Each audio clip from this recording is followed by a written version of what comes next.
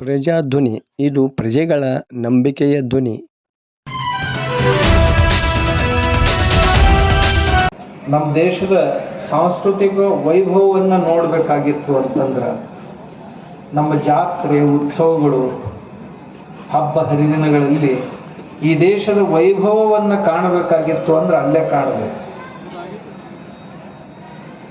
ಈ ದೇಶವನ್ನು ಅರ್ಥ ಮಾಡ್ಕೋಬೇಕಾಗಿತ್ತು ಅಂತಂದ್ರೆ ಇಲ್ಲಿ ಸುಮಾರು 5 ಧರ್ಮಗಳು ಇವೆ. ಈ ದೇಶದಲ್ಲಿ ಸಾವಿರ ಜನಜಾತಿಯ ಜನರು ಈ ದೇಶದಲ್ಲಿಲ್ಲ. ಪ್ರತಿಯೊಬ್ಬರ ಭಾಷೆಗಳು ಭಿನ್ನ ಭಿನ್ನ, ವೇಷಗಳು ಭಿನ್ನ ಭಿನ್ನ, ಭೋಜನ ಭಿನ್ನ ಭಿನ್ನ ಎಲ್ಲರದು. ಅದರ ಜೊತೆಗೆ ಪ್ರದೇಶಗಳು ಭಿನ್ನ ಭಿನ್ನ. ಒಂದು ಕಡೆ ಇದ್ದಂಥ ವಾತಾವರಣ ಇನ್ನೊಂದು ಕಡೆ ಇಲ್ಲ. ಆದಾಗ್ಯೂ ಸಹಿತ ನಮ್ಮೆಲ್ಲರನ್ನ ಹಿಡಿದು ಜಗ್ಗಿ ಕಟ್ಟಿದ್ದು ಯಾರಾದರೂ ಇದ್ರೆ ಅವು ನಮ್ಮ ದೇವಸ್ಥಾನಗಳು. ನಮ್ಮ ದೇವಸ್ಥಾನಗಳು ಇರದೇ ಇದ್ರೆ ನಾವು ಭಾರತೀಯರು ಇಷ್ಟು ವರ್ಷ ಒಕ್ಕಟ್ಟಾಗಿ ಇರ್ಲಿಕ್ಕೆ ಸಾಧ್ಯ ಇರ್ತಿರ್ಲಿಲ್ಲ ಅನ್ನೋದನ್ನು ನಾವು ಯಾರೂ ಮರೆಯಬಾರದು. ನಮಗೆ ದೇಶದ ಇತಿಹಾಸವನ್ನ ಕಲಿಸ್ತಿದ್ದು. ವಿಜಯದಶಮಿ ಬಂತು ಅಂತಂದ್ರ ರಾವಣನ ಮೇಲೆ ರಾಮನ ವಿಜಯ ಆದಂತ ದಿವಸ ಇದು ಅಂತ ಅವತ್ತು ನಾವು. ದೀಪಾವಳಿ ಬಂತು ಅಂದ್ರೆ ಅಯೋಧ್ಯೆಯ ಪುರಪ್ರವೇಶ ಅವತ್ತಿನ ದಿವಸ ದೀಪ ಹಚ್ಚಿ ಮಾಡ್ಕೊಂಡಿದ್ರು ಅಂತ ನಮಗೆ ಇತಿಹಾಸ ಕಲಿಸ್ತಿತ್ತು. ಯುಗಾದಿ ಬಂತು ಅಂದ್ರೆ ಹೊಸ ವರ್ಷ ಬಂತು ಅಂತ ವಿಕ್ರಮಾದಿತ್ಯನ ವಿಕ್ರಮ ಸಂವತ್ಸರ ಶುರುವಾಗ್ತದ. ಶಾಲಿವಾಹನ ಸಂವತ್ಸರ ಆರಂಭ ಆಗ್ತದ. ಶಾಲಿವಾಹನರು ಅಂದ್ರೆ 7 ವಾಹನರು ಒಂದು ಕಾಲಕ್ಕೆ ಈ ದೇಶವನ್ನು ಆಳಿದ್ರು.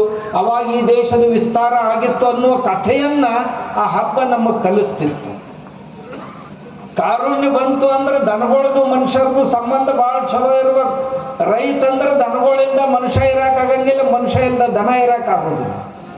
ಸಂಪದ ಶತ್ರುಬುದ್ಧಿ ವಿನಾಶಾಯ ದೀಪ ಜ್ಯೋತಿ ನಮೋಸ್ತುತೆ. ನಮ್ಮ ಮಕ್ಕಳಿಗೆ ಇದನ್ನು ಕಲಿಸ್ತಿದ್ರು ಮೊದಲು. ಇವ್ರಿಗೆಲ್ಲ ಹಿರಿಯರಿಗೆ ಗೊತ್ತಾಯ್ತು. ಸಣ್ಣ ಮಕ್ಕಳಿಗೆ ಗೀತಾ ಶಾಲೆಗೆ ಹೋಗಕ್ಕೆ ಕಲಿಸ್ತಿದ್ರು. ಎದ್ದು ಕುಂತ ಕೂಡಲೇ ಕರಾಗ್ರೇ ವಸತಿರ್ಲಕ್ಷ್ಮಿ, ಕರಮಧ್ಯೆ ಸರಸ್ವತಿ ಅಂತ ಕಲಿಸ್ತಿದ್ರು. ಕೈಯೊಳಗ ಸರಸ್ವತಿ ಅದಾಳ, ಕೈಯೊಳಗ ಲಕ್ಷ್ಮಿ ಅದಾಳ, ಎಲ್ಲ ಕೈಯೊಳಗ ಅದಾಳ. ಕೈಗೆ ನಮಸ್ಕಾರ ಮಾಡಿದ್ರೆ ದೇವರಿಗೆ ನಮಸ್ಕಾರ ಮಾಡಿದಂಗಂತ ಎದ್ದು ಕೂಡಲೇ ಕೈಗೆ ನಮಸ್ಕಾರ ಮಾಡ್ತಿದ್ರು.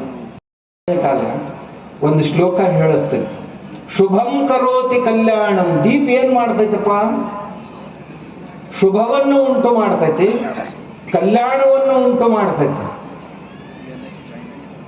ಆರೋಗ್ಯಂ ಧನ ಸಂಪದ, ಆರೋಗ್ಯ ಮತ್ತು ಧನ ಸಂಪತ್ತನ್ನ ದೀಪ ಕೊಡುತ್ತೈತಿ.